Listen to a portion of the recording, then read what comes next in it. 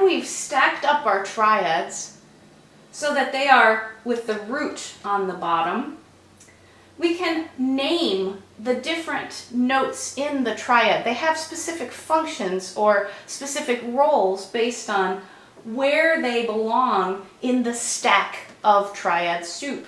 So the one on the bottom that gives us the name, we've already said that's root position. This is the root of the triad. It's like the root of the tree. So in this D triad, D is the root. In this triad, EGB, E is the root. And in this triad, C is the root of CEG.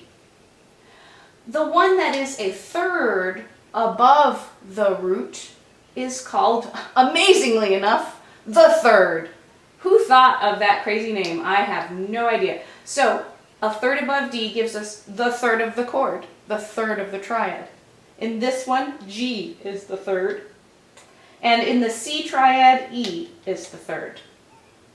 Well, what do we call this guy on the top here? We know that it's a third above F, but we've already used the word third. So what are we going to do? I guess we're going to have to measure it from the bottom, from the root. So if we, and in fact, we will always measure from the root. It's for a lot of different things. When we decide what quality a triad is, all kinds of things, we're going to measure it against the root.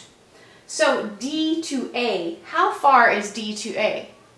That might sound like a familiar interval by now because we've practiced these patterns. It's a fifth, D, E, F, G, A.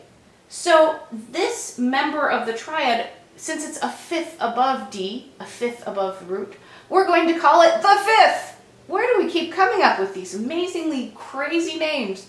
So we have root, third, fifth. In the E triad, a fifth above E is indeed B. Okay, B, just maybe it's a B flat. It's sort of drooping. This is the fifth, the B. G is the third, B is the fifth. And finally, in our C triad, E is the third, and what's a fifth above C? G. So every D triad will have some kind of F as the third. It will have some kind of A as the fifth. It might have accidentals on any of these notes depending on what quality it is. Every E triad has some kind of G as the third. It has some kind of B as the fifth. It could never have a C as the fifth because C isn't a fifth above E. That just couldn't happen. It's always going to be some kind of B. So the spelling of the triads matters so that we can identify the triads, but the spelling of the triads also depends, other things also depend, not just the spelling, on that measuring from the root to the third and root to the fifth. Root, third, fifth.